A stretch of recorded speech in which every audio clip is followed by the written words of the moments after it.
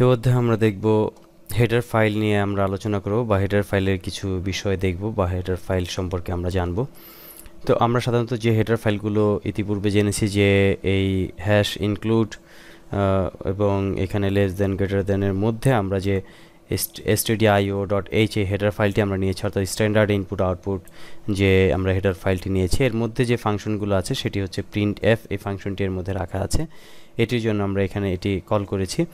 তো এই হেডার ফাইলগুলো কতগুলো এবং সেই ফাইলগুলোর মধ্যে কি কি ফাংশন থাকতে পারে তা আমরা কিভাবে বুঝবো যে এই হেডার ফাইলের মধ্যে কি কি ফাংশন আছে, সেটি আমরা বোঝার জন্য অবশ্যই আমরা সরাসরি ইন্টারনেট আমরা ব্রাউজ করে আমরা জেনে নিতে পারি। এই জন্য আমরা ইন্টারনেট ব্রাউজারের মাধ্যমে আমরা এখানে এই অ্যাড্রেসটি আমরা এখানে টাইপ করব অ্যাড্রেস বারে, যেটি c++.com, সরাসরি c++.com। এটি লিখে এন্টার দিলে আমরা সি প্লাস প্লাসের একটি ওয়েবসাইট পাবো, অর্থাৎ এটি সম্পর্কে যত ইনফরমেশন জানার আমরা এখান থেকে জেনে নিব। এবং এখানে আমরা দেখতে পাচ্ছি যে রেফারেন্স নামের একটি মেনু আছে বা লিঙ্ক আছে। এখানে ক্লিক করলে আমরা সরাসরি আমরা রেফারেন্সে চলে যাব এবং রেফারেন্সের মধ্যে দেখতে পাচ্ছি C library, containers, input output, multi threading এবং আদার্স। আমরা এখানে সি লাইব্রেরিতে যাব। সি লাইব্রেরিতে ট্রিতে ক্লিক করলে আমরা এখানে দেখতে পাবো যে এখানে বিভিন্ন ধরনের হেডার ফাইলগুলো এখানে দেওয়া আছে, যেমন এসআর্ট এইচ, এখানে সি এসআর্ট অর্থাৎ এসআর্ট এইচ ফাইল এবং সি টাইপ এইচ ফাইল, অর্থাৎ সমস্ত হেডার ফাইলগুলো এখানে দেওয়া আছে। তার মধ্যে আমরা stdio আমরা ফাইলটিকে খুঁজে বের করব, stdioh ফাইল। এখানে আমরা ক্লিক করব। ক্লিক করে আমরা দেখতে পাচ্ছি যে stdio ফাইলটি আমরা দেখতে পাচ্ছি, পেজটি আমরা দেখতে পাবো এবং এখানে এটির কাজ কি এবং এটির বিষয়বস্তু কি তা আমরা দেখব।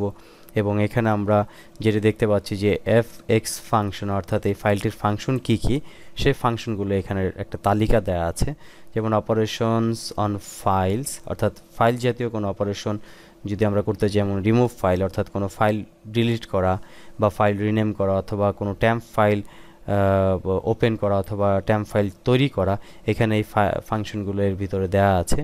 এবং ফাইল অ্যাক্সেস, এখানে আমরা দেখতে পাচ্ছি এফ ক্লোজ অর্থাৎ ফাইলকে ক্লোজ করা, ফাইলকে স্ট্রিম করা, ওপেন করা, এই সমস্ত ফাংশনগুলো দেওয়া আছে। ফরম্যাট ইনপুট আউটপুট, অর্থাৎ এখান থেকে আমরা প্রিন্ট এফ কমান্ডটি পাবো, যেমন এখানে আমরা প্রিন্ট এফ আমরা কমান্ডটি ফাংশনটি পেয়েছি, যেটি হচ্ছে print formatted data to STD out function.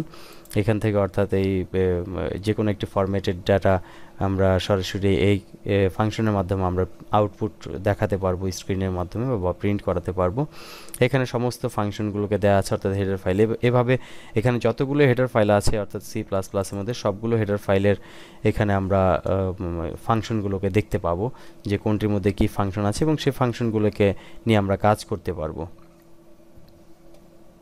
এবং এখানে কন্টেইনার, একইভাবে বিভিন্ন ধরনের আমাদের কন্টেইনার আছে, যে এগুলোকে আমরা ক্লিক করে এই কন্টেইনারের আমরা যে ক্লাস টেমপ্লেটগুলো আছে সেগুলোকে আমরা ব্যবহার করতে পারবো এবং ফাংশন টেমপ্লেটগুলোকে ব্যবহার করতে পারবো। তো এখান থেকে আমরা একটা বড় ধরনের সাপোর্ট আমরা পাবো এই সি প্লাস প্লাস এই ওয়েবসাইটটির মাধ্যমে।